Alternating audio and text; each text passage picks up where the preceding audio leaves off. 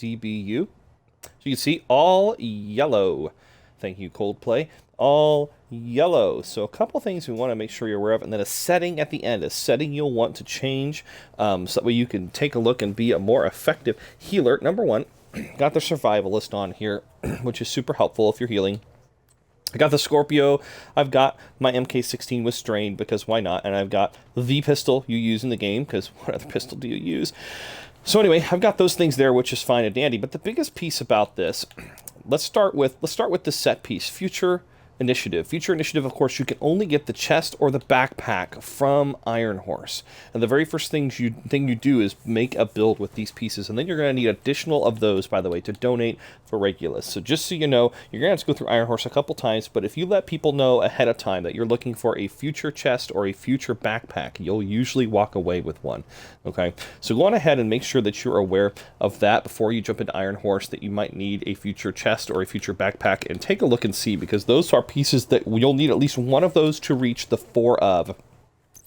Because once you get to the 4 of, here's what happens. Increases you and your allies' total weapon and skill damage by 15% when you are at full armor. Okay, or when at full armor.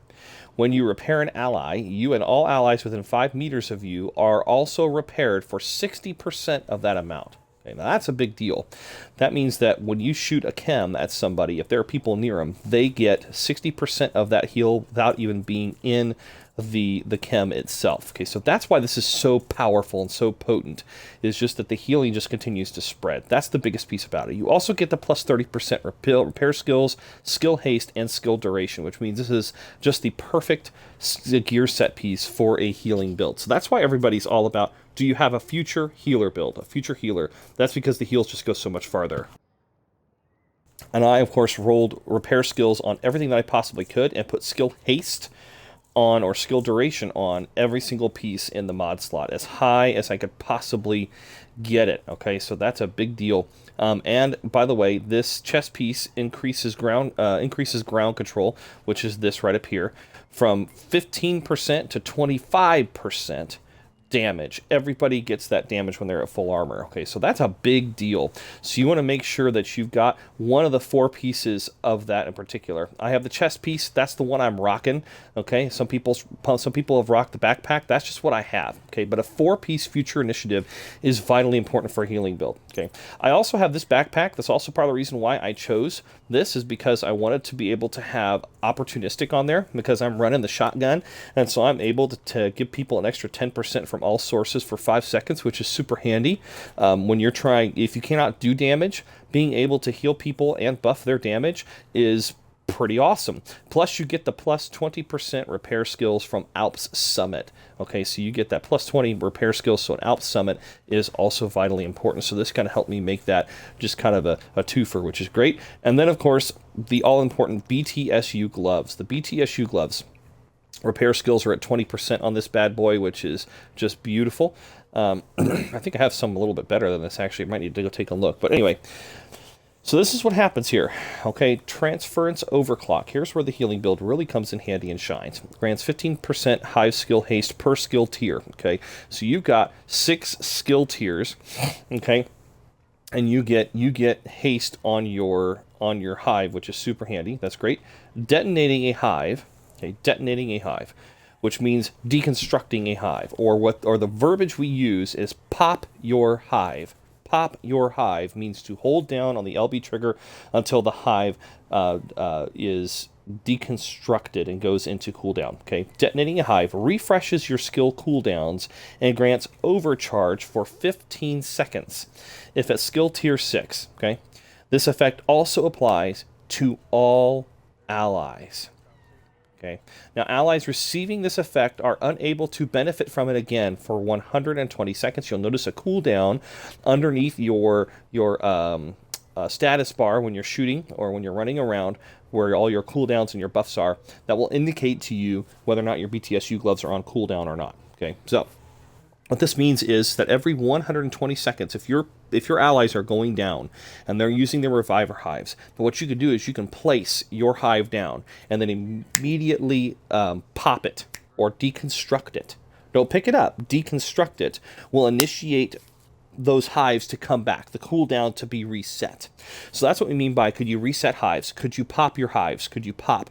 That's the terminology we use in our clan to be able to do that. And the BTSU gloves enable you to do that. So that's what we mean by that. It also puts everything into overcharge, which is super handy. You'll notice on the very first boss of Iron Horse, we'll talk about popping the hive whenever the boss jumps down off the train, and that puts everybody's skills into overcharge. That's what we mean for the healer to do. It gives extra damage to all of our skills that are focused in, because if you look at your skills and your skill tiers, you'll notice that for each tier, there's a different damage amount for your turret, for your drone, all kinds of things, okay? So when you look at that, when you get to overcharge, it exponentially increases the damage that your skills can do. And we need all the damage we can get and all the DPS on that first boss, okay? Like immediately at once. That's why we have the Sweet Dreams up there, why we hit them really fast with the shields, and then why we are so desperate to get him down before those other shield guys come out.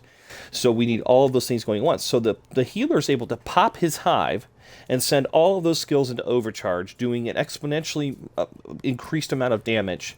Plus, with the future healer, you're also buffing other people's damage as well, and able to pop hives if you desperately need to. So that the BTSU gloves really are key in making that happen. You cannot have a very good healer build without the BTSU gloves. You might be able to heal for a moment, you might be able to heal for a small phase, but generally speaking, the long term, you got to have somebody who can pop the hives. Now, one more thing. I want you to be able to do this too.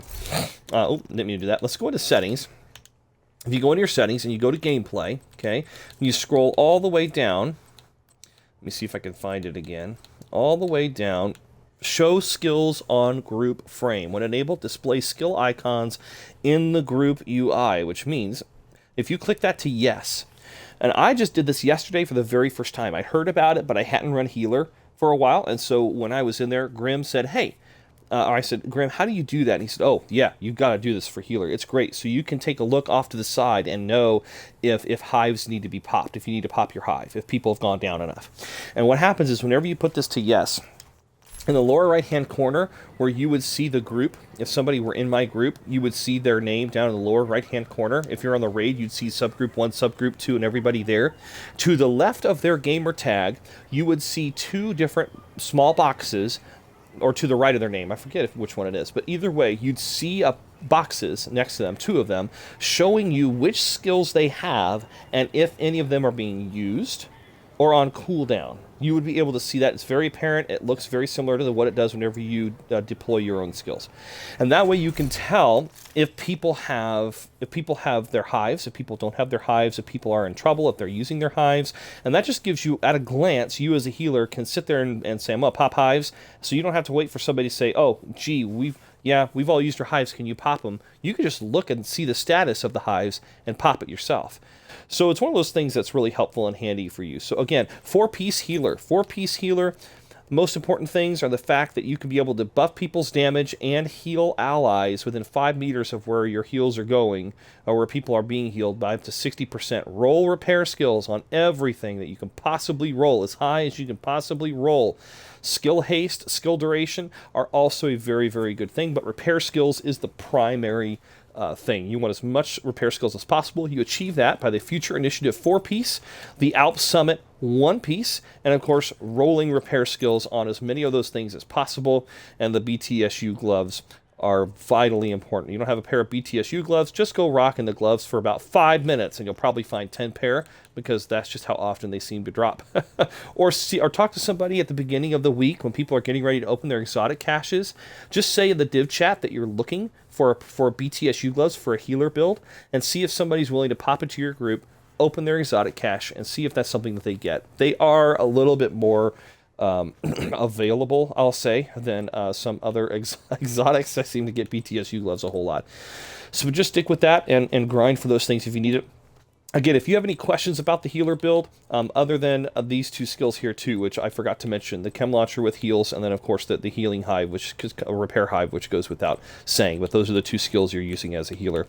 If you have any other questions about this build, please feel free to ask and talk about this within the div chat, and take a look, like I said, at other people's builds. How are they running this future healer build? They might be a little bit more updated than what I've got, and they may be able to give you some more insight into that. So thank you so much for watching. We'll see you next time.